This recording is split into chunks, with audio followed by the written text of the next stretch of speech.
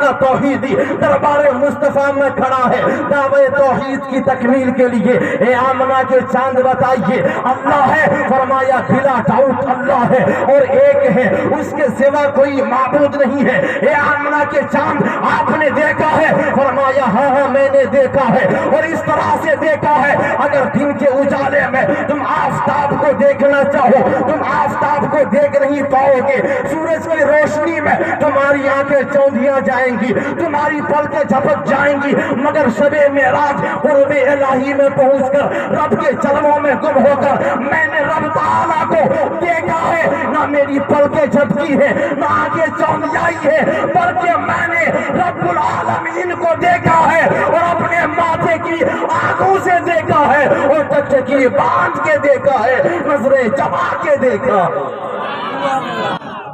نعرہ تکبیر، نعرہ رسالت، مسلک اعلیٰ حضرت مفتی غلام ربانی اشر صاحب، مفتی غلام ربانی اشر صاحب، سرزمین گشائے پور، سرزمین گشائے پور، نعرہ تکبیر، نعرہ رسالت۔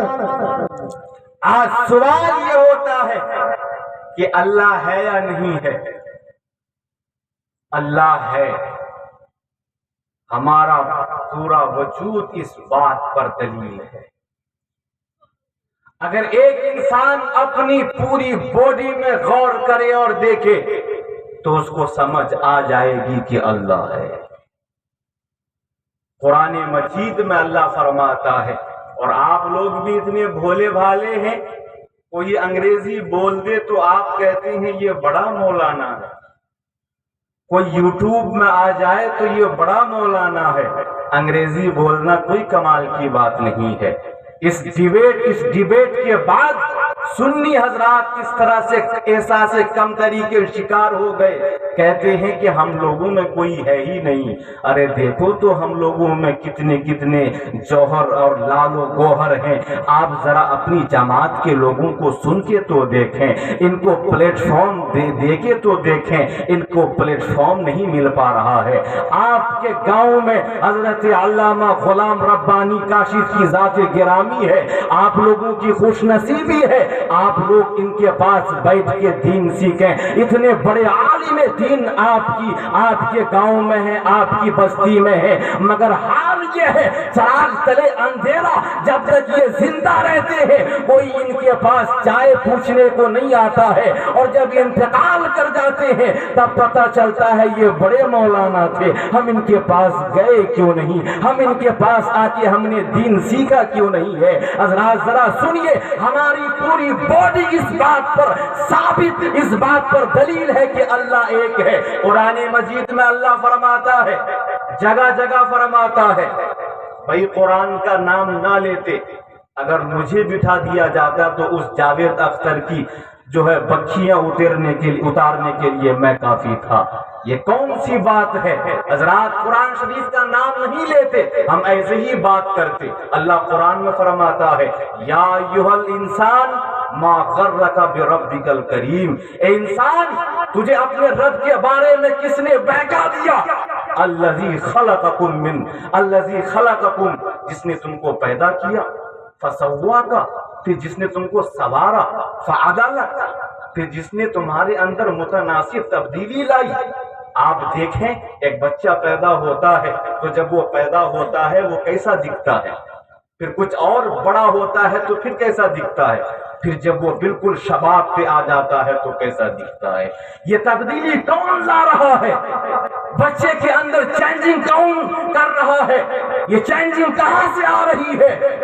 یہ چینجنگ اس بات کی دلیل ہے کہ اللہ ہے۔ بغیر چینجنگ لانے والے کے چینجنگ کیسے آ سکتی ہے؟ آپ کو آپ کے سامنے اگر میں کہوں کہ اچانک سے ایک درخت خود بخود کٹ کے گرا اور پھر اس کی کشتی بن گئی اور اچانک سے کشتی چلنے لگی، میں اس پہ سوار ہو کے اس پار آ گیا، آپ اس بات کو مانیں گے؟ آپ کہیں گے مولانا اتنے بھی بے عقل ہم نہیں ہیں کہ خود بخود درخت کٹے بھی اور خود بخود کشتی بن جائے۔ بغیر کشتی بنانے والے والے کے کشتی کیسے بن سکتی ہے؟ بغیر درخت کاٹنے والے کے درخت کٹ کے کیسے گر سکتا ہے؟ اور بغیر چلانے والے کے کشتی کیسے دریا پہ چل سکتی ہے؟ جب بغیر چلانے والے کے دریا پہ کشتی نہیں چل سکتی ہے اور بغیر کشتی بنانے والے کے کشتی بن نہیں سکتی ہے، تو پھر یہ اتنی بڑی دنیا ہے، اس دنیا کا بنانے والا کوئی نہ کوئی ہے، ورنہ بغیر بنانے والے کے یہ دنیا وجود میں نہیں آ سکتی ہے۔ اس دنیا کا بنانے والا ہے، اور جو بنانے والا ہے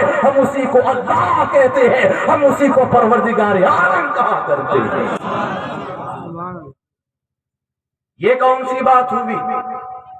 سنیے ذرا، ایک بڑھیا سے کسی نے پوچھا، کہا کہ اللہ ہے؟ فرمایا ہاں ہے۔ دلیل؟ کہا یہ میرا یہ چرخہ ہے۔ چھوٹی سی کتاب میں یہ واقعہ تعمیر ادب میں بھی آپ پڑھ سکتے ہیں۔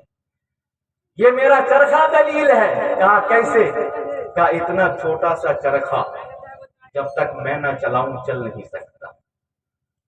جب اتنا چھوٹا سا چرخہ بغیر میرے چلائے چل نہیں سکتا، تو اتنی بڑی دنیا بغیر چلانے والے کے کیسے چل سکتی ہے؟ اتنا بڑا سورج بغیر چلانے والے کے کیسے چلتا ہے؟ کتنے برس سے سورج چل رہا ہے، اپنے محور میں اپنے ٹائم سے طلوع ہوتا ہے، اپنے ٹائم پہ غروب ہوتا ہے، اپنی رفتار سے چلتا ہے، اپنے ٹائم سے چلتا ہے۔ یہ کون چلانے والا ہے؟ جب بغیر چلانے والے کے ایک چرخہ نہیں چل سکتا، تو بغیر دنیا چلانے والے کے یہ دنیا کیسے چل سکتی ہے؟ بغیر سورج چلانے والے کے یہ سورج اپنے محور میں کیسے چل سکتا ہے؟ یہ چرخہ دلیل ہے کہ اللہ ہے۔ دوسرا سوال کیا، یہ بتاؤ اللہ ایک ہے یا دو ہے؟ کہا کہ اللہ ایک ہے۔ دلیل؟ میرا یہ چرخہ ہے۔ یہ چرخہ دلیل ہے، کیسے؟ کہا اس لیے کہ اگر ہم دو لوگ ہو جائیں تو یہ چرخہ چل نہیں پائے گا، اس کا تانا بانا کٹ جائے گا، یہ چل نہیں پائے گا، آپس میں تضاد پیدا ہو جائے گا۔ جب ایک چرخہ دو کے چلانے سے چل نہیں سکتا، اس کے لیے ایک چلانے والا ہونا چاہیے، تو اتنی بڑی دنیا دو چلانے والے سے نہیں چل سکتی کہ کوئی کچھ کہے گا کوئی کچھ کہے گا۔ آپ یوں سمجھ لیجئے نا، ایک کار ہے، اس میں دو اسٹیئرنگ لگا دی جائے اور کہا جائے دو ڈرائیور ہوں، دو چلانے والے ہوں، تو وہ گاڑی آگے بڑھے گی؟ نہیں بڑھے گی۔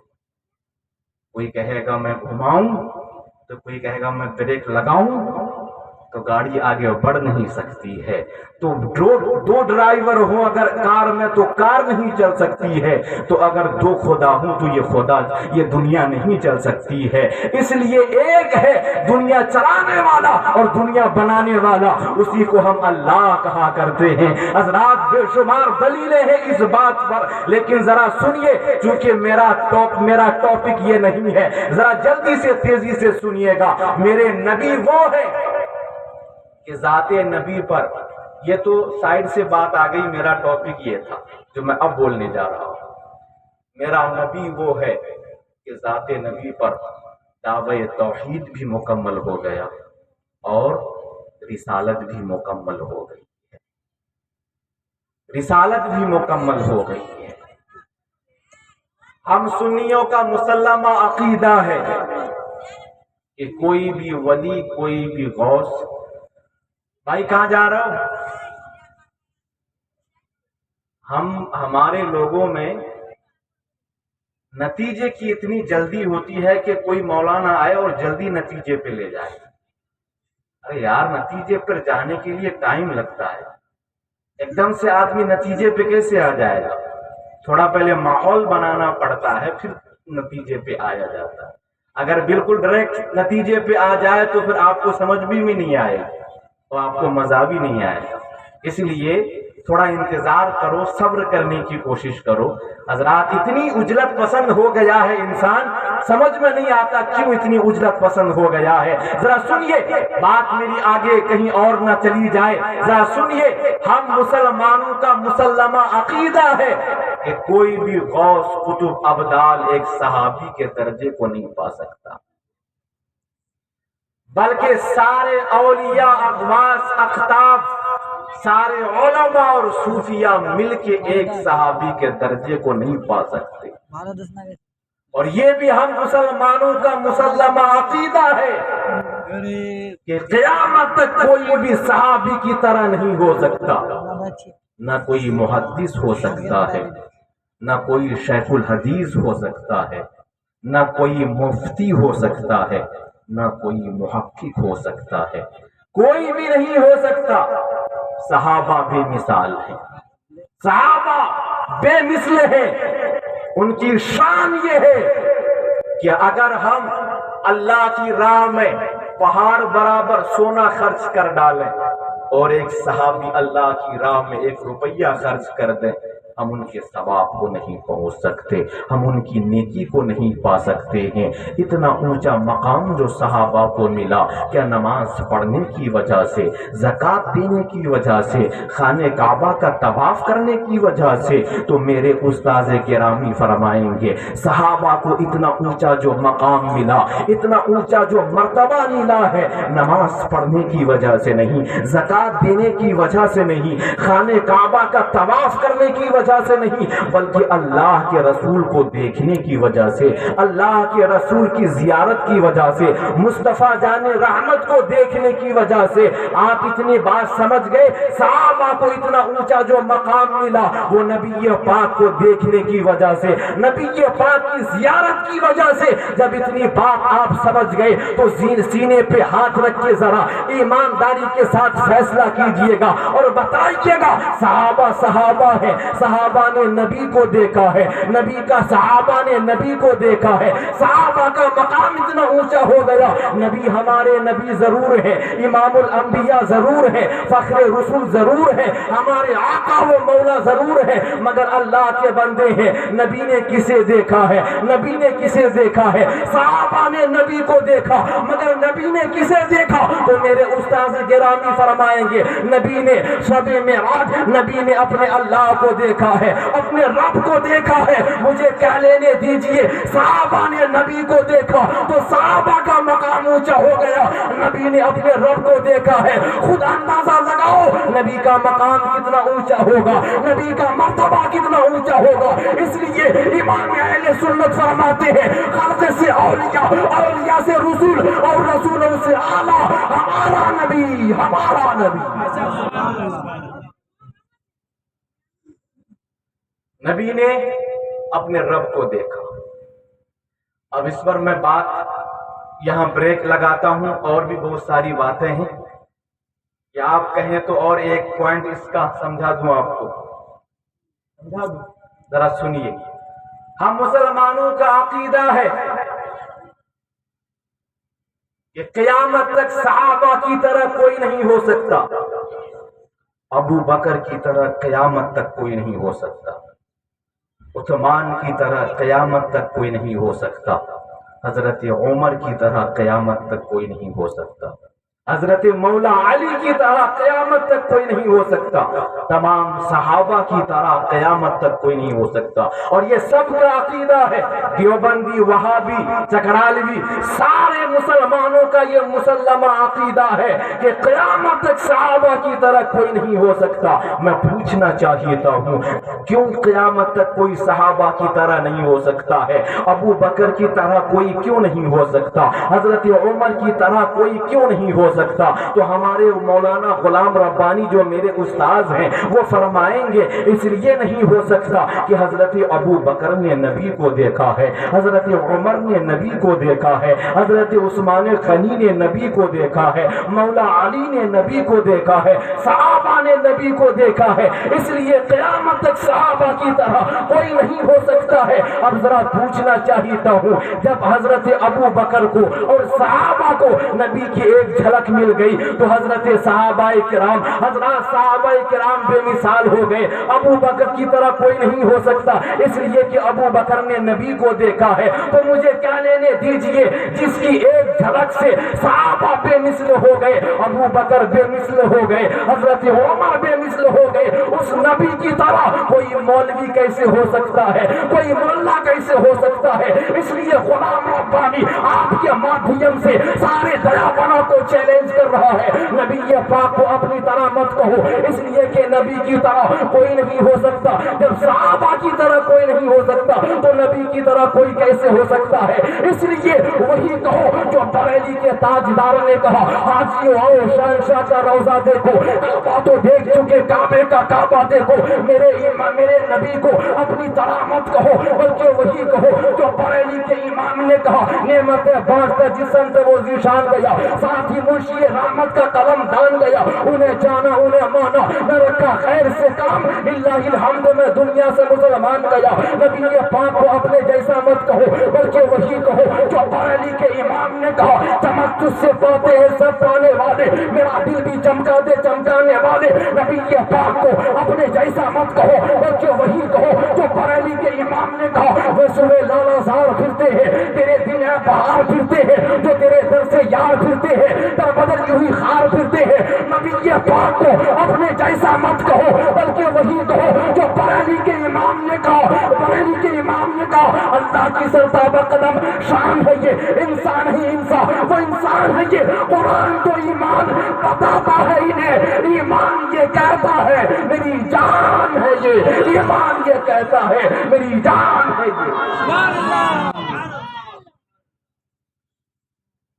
نعرہ نہیں آتا آپ لوگوں کو؟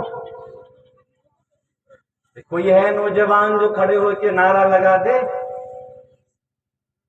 کوئی نہیں ہے اتنی لوگوں میں، اتنے ٹھنڈ پڑ گئے آپ۔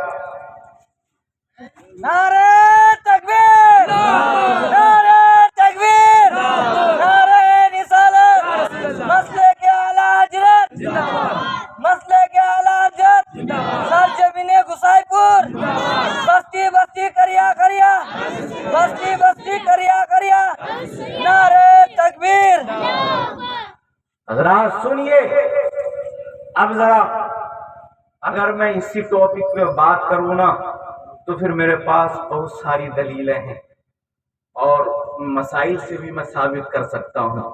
پتہ ہے نا کہ مفتی غلام ربانی کاشف کا شاگرد ہوں، انہوں نے جو ذہن سازی فرمائی ہے، اگر اس کی کوئی جھلک بھی آپ کے سامنے رکھوں تو بڑی بات ہے۔ اتنے قابل آدمی آپ کے پاس ہیں، ذرا ان کی قدر کر لیجئے اور جیتے جی قدر کر لیجئے اور دین سیکھیے ان سے۔ کبھی آئیے ان کے پاس اور بیٹھ کے دین سیکھیے۔ حضرات سنیے، انسان کہتے کسے ہیں؟ انسان کی پریبھاشا کیا ہے؟ انسان کی ڈیفینیشن کیا ہے؟ انسان کہتے کسے ہیں؟ انسان جسم اور روح دونوں کے مجموعے کا نام انسان ہے۔ جسم اور روح دونوں کے مجموعے کو انسان کہا جاتا ہے۔ کیا آپ نہیں دیکھتے اگر جسم سے روح نکل جائے تو مردہ انسان کہا جاتا ہے، اور اگر جسم سے روح نہ نکلے تو زندہ انسان کہا جاتا ہے۔ پتہ چلا جسم اور روح دونوں کے مجموعے کا نام انسان ہے۔ اتنی بات آپ سمجھ گئے؟ آپ سے میں سوال یہ کرنا چاہتا ہوں، آپ میں سے ہر آدمی بتا سکتا ہے، آپ مجھے بتائیے جسم بیمار ہوتا ہے یا نہیں ہوتا ہے؟ آپ میں سے ہر ویکتی کہے گا ہاں ہاں مولانا جسم بیمار ہوتا ہے۔ پلٹ کے میں اگر آپ سے پوچھوں اگر جسم بیمار ہوتا ہے تو جسم کی بیماریوں کا نام کیا ہے؟ تو آپ میں سے ہر آدمی کہہ سکتا ہے جسم کی ایک بیماری کا نام نزلہ ہے، جسم کی ایک بیماری کا نام زکام ہے، جسم کی ایک بیماری کا نام ناک بہنا ہے، جسم کی ایک بیماری کا نام کھانسی ہے، جسم کی ایک بیماری کا نام پھوڑا پھنسی ہے، جسم کی ایک بیماری کا نام خارش اور کھجلی ہے، جسم کی ایک بیماری کا نام بخار ہے،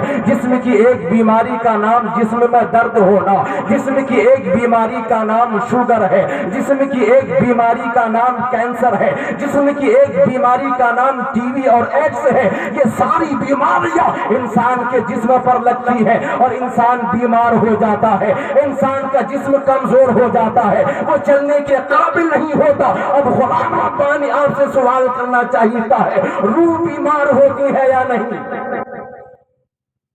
روح بیمار ہوتی ہے یا نہیں؟ جسم بیمار ہوتا ہے آپ نے بتایا، آپ نے کہا نا کہ انسان جسم اور روح دونوں کے مجموعے کا نام ہے۔ جسم بیمار ہوتا ہے آپ نے بتایا، جسم کی بیماریاں کیا ہے وہ آپ جانتے ہیں. میرا سوال یہ ہے کہ روح بیمار ہوتی ہے یا نہیں؟ ممکن ہے آپ نہ بتا سکو مگر ہمارے خاندان کے لوگ بتائیں گے ہاں مولانا روح بیمار ہوتی ہے. جس طرح جسم بیمار ہوتا ہے روح بھی بیمار ہوتی ہے. اگر میں آپ سے پوچھوں روح بیمار ہوتی ہے تو روح کی بیماری کا نام کیا ہے؟ ممکن ہے آپ نہ بتا سکو مگر ہمارے خاندان کے لوگ بتائیں گے مولانا روح کی ایک بیماری کا نام حسد ہے, روح کی ایک بیماری کا نام جلن ہے, روح کی ایک بیماری کا نام غرور اور تکبر ہے, روح کی ایک بیماری کا نام جہالت ہے, ان پڑھ رہنا ہے, نہ پڑھنا یہ روح کی بیماری کا نام ہے. ذرا آپ سے پوچھنا چاہتا ہوں جسم بیمار ہوتا ہے تو آپ کیا کرتے ہیں؟ علاج کرتے ہیں. جسم کے علاج کے لیے آج دنیا میں ہزاروں میڈیکل کالج کھلے ہوئے ہیں مگر کوئی بھی ایسا میڈیکل کالج نہیں ہے جہاں روح کی بیماری کا علاج ہوتا ہو, جہاں روح کی بیماری کا علاج کیا جاتا ہو. جسم کی بیماریوں کے علاج کے لیے ہزاروں ڈاکٹر ہیں, ہزاروں ہاسپٹل ہیں مگر روح کی بیماری کا نہ تو علاج کیا جا رہا ہے, نہ کوئی دوا تجویز کی جا رہی ہے, نہ کوئی میڈیکل کالج بنایا جا رہا ہے, نہ کوئی ہاسپٹل تیار کیا جا رہا ہے. جبکہ جسم کی طرح روح بھی بیمار ہوتی ہے. پھر کیا وجہ ہے؟ دنیا کے تمام ترقی یافتہ ممالک نے بڑے بڑے ہاسپٹل تو بنا لیے جسم کے علاج کے لیے مگر روح کی بیماری کا علاج ہزاروں ڈاکٹر ہونے کے باوجود نہیں ہو پا رہا ہے, ہزاروں ہاسپٹل ہونے کے باوجود روح کا ٹریٹمنٹ نہیں ہو پا رہا ہے, ہزاروں میڈیکل کالج ہونے کے باوجود روح کو میڈیسن نہیں مل پا رہا ہے, ہزاروں حکیم ہونے کے باوجود روح کو غذا نہیں مل پا رہی ہے. آخر وہ کون سا میڈیکل کالج ہے جہاں روح کا علاج کیا جا سکے؟ وہ کون سا ڈاکٹر ہے؟ پوچھئے ان تمام ڈاکٹروں سے, پوچھئے ان میڈیکل کے پڑھانے والوں سے, پوچھئے ان بڑے بڑے پروفیسروں سے کہ اگر روح بیمار ہو جائے تو بیمار روح کا علاج کون کرے گا؟ وہ کون سا ڈاکٹر ہے؟ تو یہ سارے ڈاکٹر کہیں گے, یہ سارے بڑے بڑے پروفیسر کہیں گے اور ساری دنیا چلا کے کہے گی بیمار روح کا علاج کرنے والا وہ ایک ہی ہے, سارے عالم میں طلوع ہونے والا, جلوہ گر ہونے والا, وہ آمنہ کا جایا ہے, وہ عبداللہ کا لاڈلا ہے, ہم سب کے پیغمبر محمد عربی کی ذات گرامی ہے. کتنی روحیں بیمار ہو گئی تھی اور پاکیزگی کی بجائے گندگی میں ملوث ہو گئی تھی. ان تمام بیمار ارواح کے لیے میرے مصطفیٰ نے بارگاہ الہی سے ایک نسخہ کیمیا قرآن مجید کی شکل میں زمانے والوں کو دیا ہے. پھر نتیجہ یہ ہوا کہ جو خود نہ تھے راہ پر اور ان کی ہاتھی بن گئے. کیا نظر تھی کہ جس نے مردوں کو مسیحا کر دیا. نعرہ تکبیر, نعرہ رسالت, نعرہ رسالت, سرزمین وسائے پور, سرزمین وسائے پور, نعرہ تکبیر, نعرہ رسالت. جسم بیمار ہو جائے آپ علاج کے لیے ڈاکٹروں کے پاس جاتے ہیں, ہاسپٹل کا رخ کرتے ہیں, میڈیکل کالج جاتے ہیں. لیکن اگر روح بیمار ہو جائے تو آپ کیا کرتے ہیں؟ آپ کیا کرتے ہیں؟ جبکہ جسم سے زیادہ روح متبرک ہے اور پاورفل ہے. روح نہیں ہو تو جسم بیکار ہے. جسم کا علاج کرنے کے لیے ڈاکٹروں کے پاس تو جاتے ہو مگر روح بیمار ہو جائے تو پھر کیا کرتے ہو؟ کہاں جاتے ہو؟ سنو, آج غلام ربانی آپ کو بتانے آیا ہے اگر جسم بیمار ہو جائے تو بے شک ڈاکٹر کے پاس جاؤ, روح بھی جسم بیمار ہو جائے تو بے شک میڈیکل کالج جاؤ, مگر روح بیمار ہو جائے تو نائبین مصطفیٰ کے پاس آؤ, علماء کرام کے پاس آؤ, ان کے پاس آ کے دین سیکھو, نبی پاک کی حدیثیں سنو اور قرآن مجید کی تلاوتیں سنو, قرآن مجید کا ترجمہ اور تفسیر سنو. ان کے پاس آ کے بیٹھو, ان کے پاس زانو ادب طے کرو. جب تم ان کے پاس آؤ گے اگر جسم بیمار ہو جائے ڈاکٹر کے پاس جاؤ گے تمہارے جسم کا علاج ہو جائے گا. اگر روح بیمار ہو جائے تو ان کے پاس آ جاؤ, ان کے پاس آؤ گے تمہاری روح کو غذا مل جائے گی, تمہاری روح کا علاج ہو جائے گا. اس لیے ان لوگوں کے پاس آؤ, اس لیے کہ قرآن مجید نے میرے نبی نے ہمیں قرآن مجید عطا فرمایا ہے. قرآن مجید وہ نسخے کیمیا ہے جو روح کی بیماریوں کا علاج کرتا ہے. قرآن مجید میں اللہ نے فرمایا یتلو علیہم آیاتہ ویزکیہم. اللہ فرماتا ہے یہ رسول تم پر قرآن کی تلاوت کرتے ہیں، ویزکیہم، اور تمہیں صاف ستھرا کرتے ہیں، تمہیں پاک کرتے ہیں. آپ کو نہیں پتا جب تک میرے نبی نہیں آئے تھے عرب کا ماحول کیا تھا. آج لوگ بہت آسانی سے کہتے ہیں انسانیت ختم ہو گئی.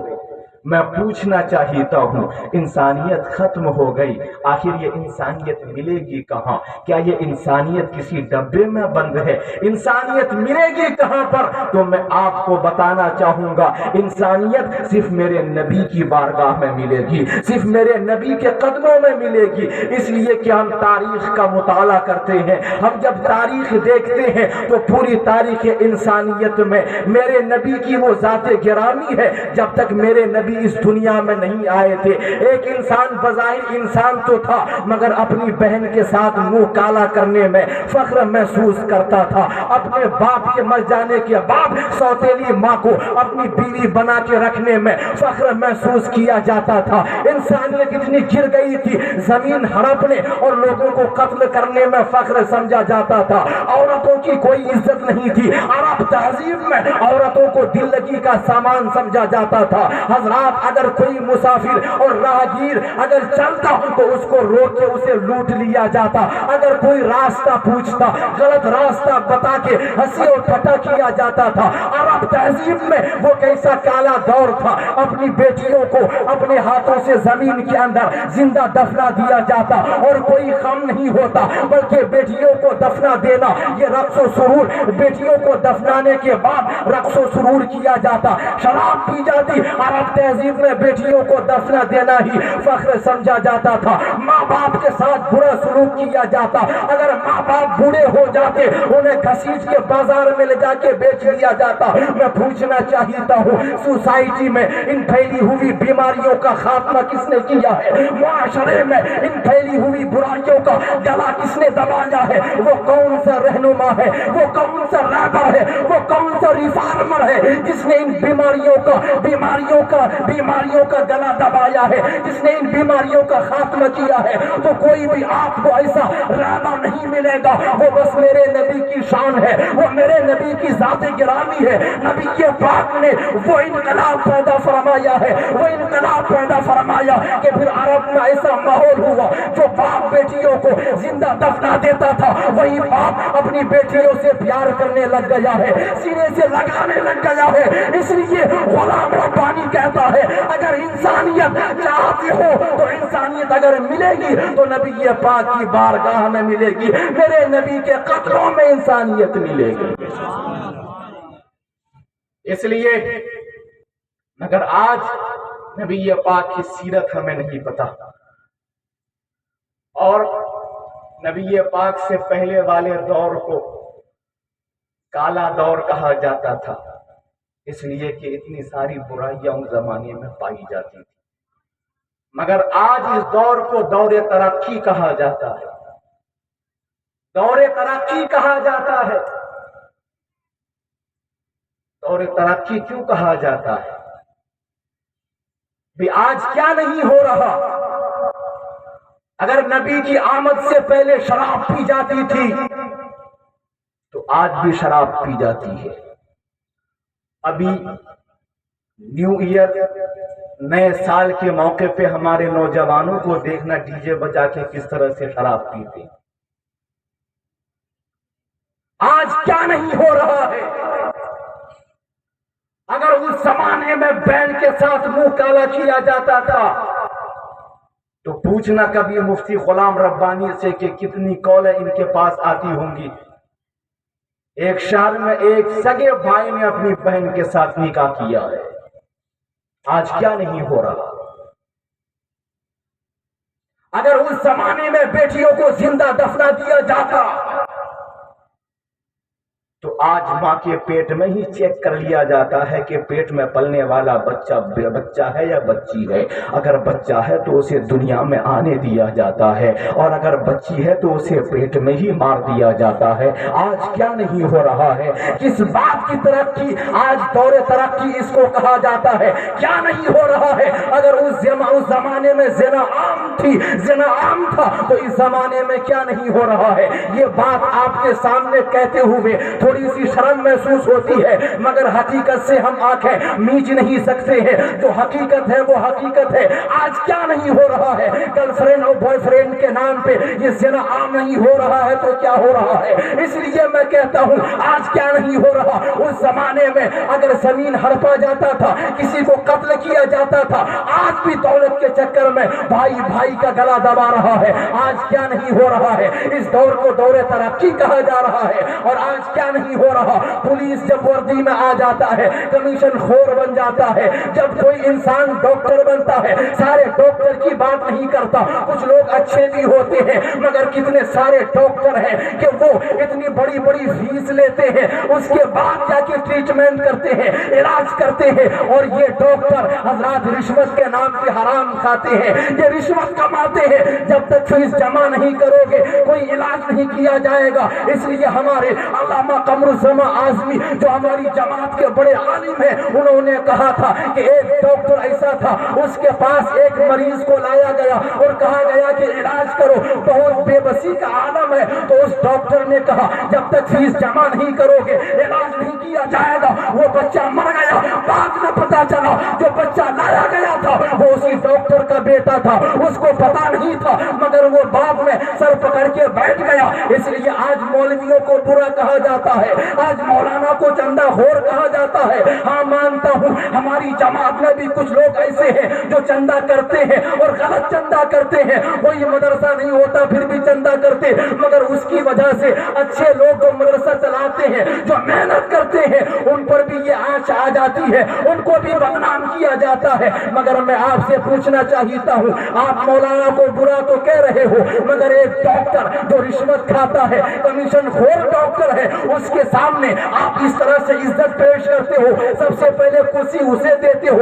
एक अगर डीएम आ जाए, एक अगर प्रोफेसर आ जाए, कमीशन खोर लोग हैं ये हजरात, इनको इतनी रिस्पेक्ट दी जाती है, मगर एक मौलाना को रिस्पेक्ट नहीं दी जाती। इसलिए कि ये कहा जाता है ये लोग चंदा खोर है, चंदा करते हैं। हजरात मैं आपसे कहना चाहता हूँ ये मौलाना है, ये लोग खैर आपके लिए भलाई सोचते हैं, ये आपके लिए बुरा नहीं सोचते, ये आपके खैर खा है। लेकिन हजरात और जो डॉक्टर हैं और जो बड़े बड़े लोग हैं वो बस पैसा कमाते हैं। एक मरीज जाता है, उसके चक्कर में कितने लोग मरीज हो जाते हैं, कितनी जमीनें बिक जाती है, फिर भी इलाज नहीं हो पाता है। ये क्या हो रहा है हजरात। इसीलिए मैं कभी कभी कहता हूँ दो चार डॉक्टर हो जाने से समाज में तरक्की नहीं हो जाती है, दो चार इंजीनियर हो जाने से तरक्की नहीं हो जाती है, दो चार वकील हो जाने से समाज में तरक्की नहीं हो जाती है। अगर तरक्की करना चाहते हो और तुम चाहते हो कि ये दौर तरक्की करे तो सिर्फ डॉक्टर बनने की जरूरत नहीं है, सिर्फ इंजीनियर बनने की जरूरत नहीं है। डॉक्टर बनो मगर गुलाम मुस्तफा पहले बनो, इंजीनियर बाद में बनना, नबी का गुलाम पहले बनो, वकील बाद में बनना, नबी का गुलाम पहले बनो, आलिम बाद में बनो, नबी का गुलाम पहले बनो। जिस दिन हम नबी का गुलाम बन गए फिर आज क्या होगा, हम जमीन पर रहेंगे मगर आसमान हमारे कब्जे में आ जाएगा। इसलिए दो चार डॉक्टर बन जाने से समाज तरक्की नहीं करता। और आज ये